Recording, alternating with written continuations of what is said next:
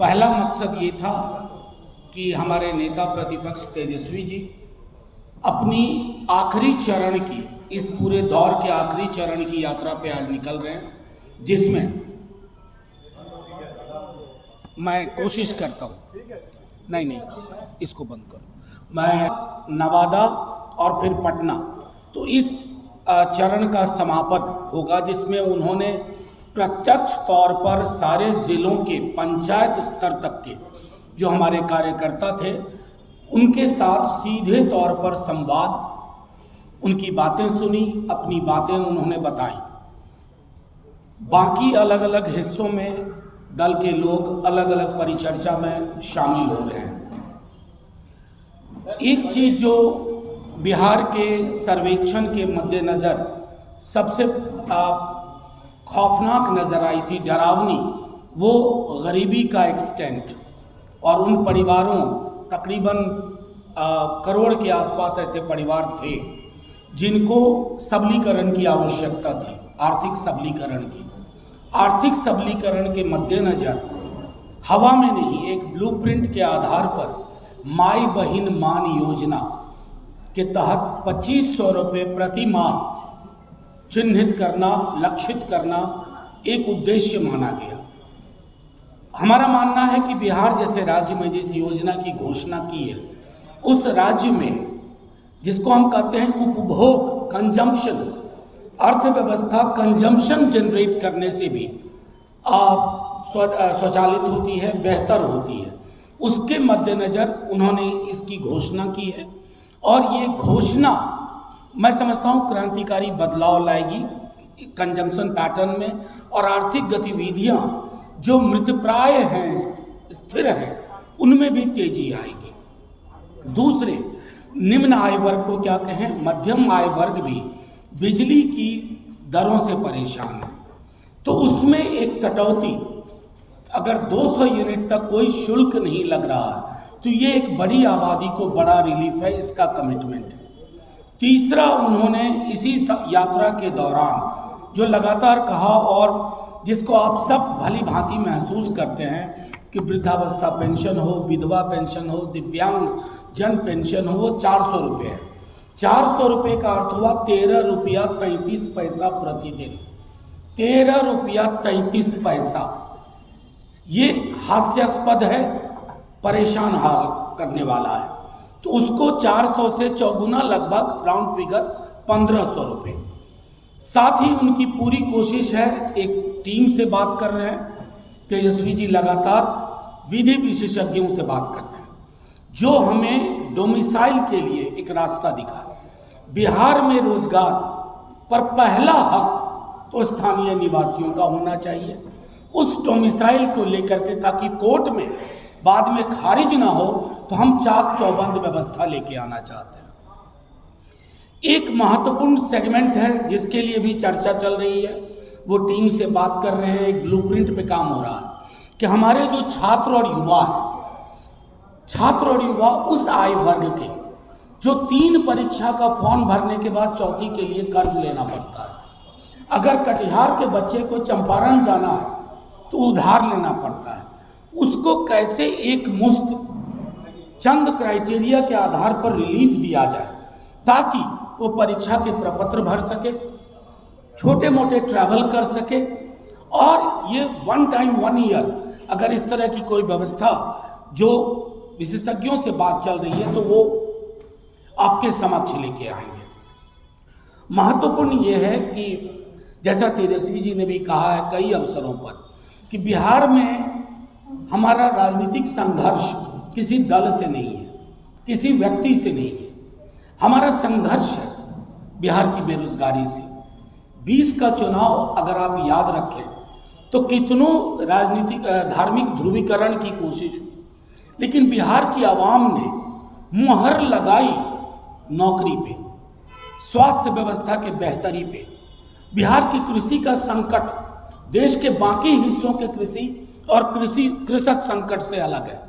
बिहार में छोटी जोत के किसान हैं, मध्यम जोत के किसान हैं, उनकी आवश्यकताओं के अनुरूप एक ब्लूप्रिंट तैयार हो जिसको लेके जाएं।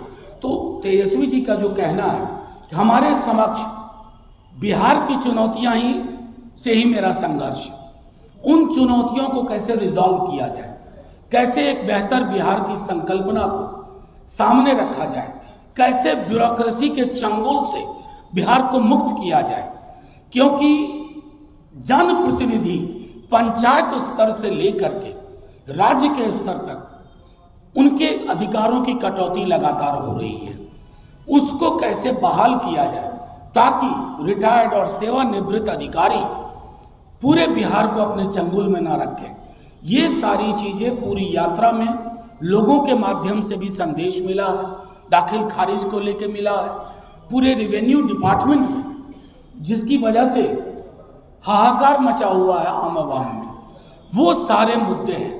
मुद्दा ये नहीं है कि पार्टी ए किस तरह की अशोभनीय टिप्पणी कर रही है, पार्टी बी क्या कह रही है। महत्वपूर्ण ये है राष्ट्रीय जनता दल के लिए, हमारे नेतृत्व के लिए, कि हम जो विकल्प लेके आना चाहते हैं वो आर्थिक समावेश का है, सामाजिक न्याय का है, आर्थिक सबलीकरण का है, सामाजिक सौहार्द का है। इसी के मद्देनजर सारी बात होती है। बजट पर एक लाइन बोलूंगा, फिर आपसे सवाल लूंगा। सब प्रबुद्ध लोग हैं, आप फॉलो करते हैं।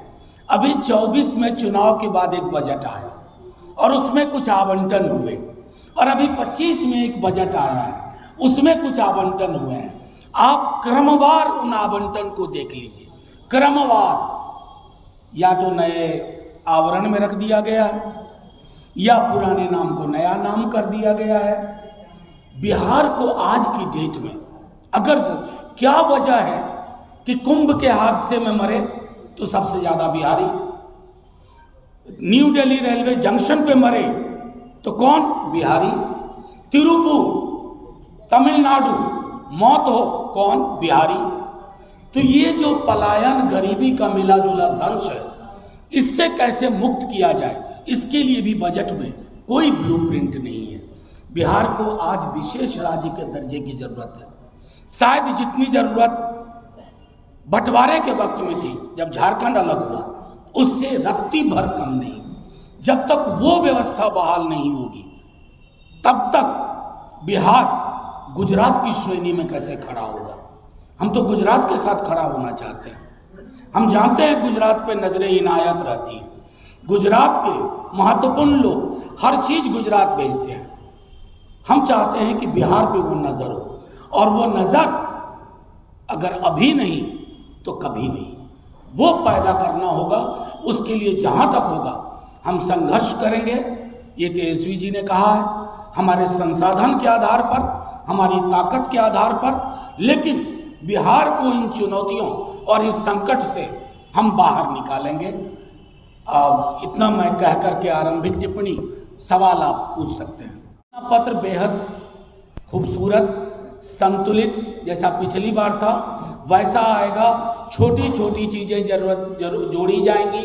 जैसे कोई बात नहीं कर रहा है, डीपीएम, उनकी नौकरी खतरे में है मार्च में, उस पर मानव बल, बिजली विभाग, सांख्यिकी, लाइब्रेरियन, शिक्षा प्रेरक, बहुत सारी चीजें हैं, कंप्यूटर टीचर्स, स्पोर्ट्स टीचर्स, उसके अलावा पूरी व्यवस्था। तो घोषणा पत्र नहीं है, अभी तक की यात्रा के अनुभव के आधार पर जो चीजें उन्होंने कही हैं उसका एकत्रीकरण मैंने आपके समक्ष किया, और उसके बाद आगे घोषणा पत्र संभवतः जैसे ही होगा हम लेके आएंगे।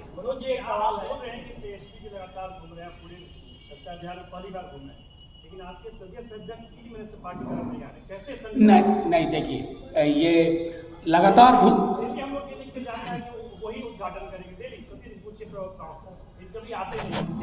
देखिए कारण एक बात मैं स्पष्ट तौर पे कहूं, किसी भी दल में हमारे सम्मानित वो अध्यक्ष रहे हैं, और वो ही उनकी अध्यक्षता में क्रांतिकारी परिवर्तन हुए हैं, आप यकीन मानिए। और जो भी कयास है सब गलत साबित होंगे। हर इंसान थोड़ा वक्त लेता है, इतनी मेहनत उन्होंने की बैक टू बैक इलेक्शन में, उन्हें थोड़ा वक्त दीजिए। और मैं आपको बता रहा हूं, जगता बाबू लालू जी के साथ के कर्मठ सिपाही हैं। उन लोग किसी भी टिप्पणी कोई कर दे, एरा गहरा नथु गहरा किसी दल का, उससे वो हिलने वाले नहीं हैं। सब कुछ समुचित होगा। मैं फिर से दोहरा रहा हूँ, हर इंसान थोड़ा वक्त चाहता है एकाकी तन्हाई का, ताकि वो सोच सके और फिर आगे आ सके। ये सवाल तो एक व्यक्ति की ऑटोनॉमी को इतना तो वक्त देंगे कि वो निर्णय खुद लें। वो कहीं नहीं जा रहे हैं, उनके बगैर इस ऑफिस के इस दल की कल्पना बेमानी है।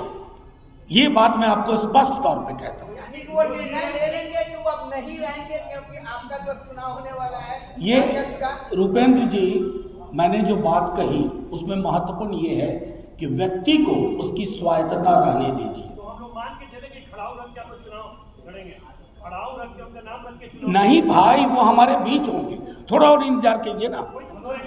नहीं, थोड़ा उस व्यक्ति की स्वायत्तता, इंदुभूषण जी मैं 2 बार बोल चुका हूँ, एक व्यक्ति की स्वायत्तता का सम्मान नेताओं को भी करना चाहिए और पत्रकारों को भी करना चाहिए।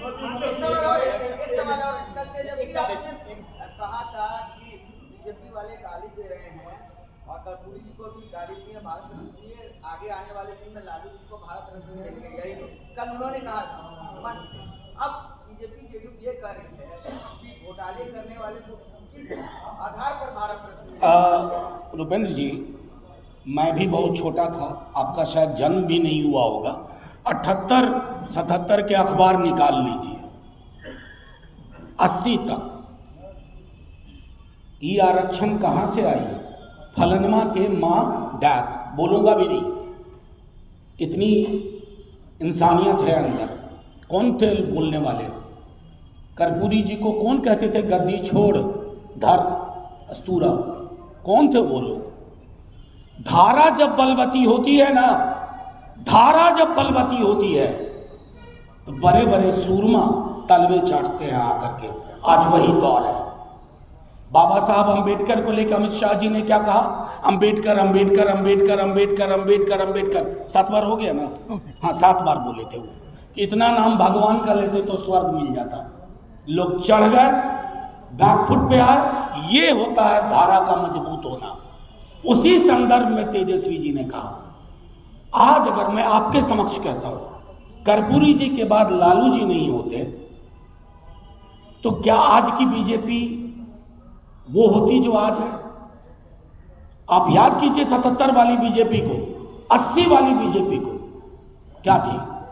जदयू का तो जन्म भी नहीं हुआ था।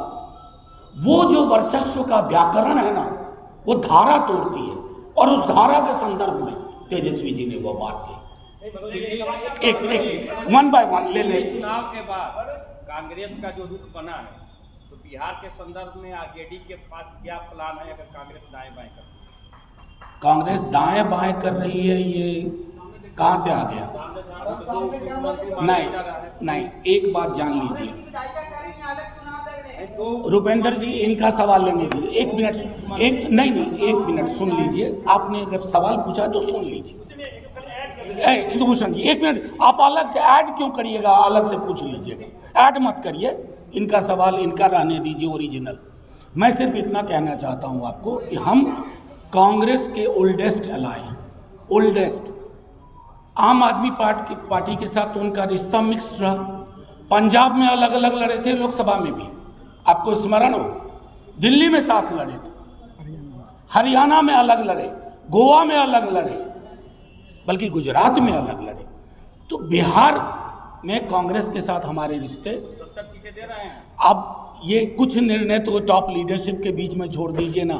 प्रेस कॉन्फ्रेंस में अगर सीटों का बंटवारा होता तो दिल्ली को अभी तक सीएम मिल गया होता।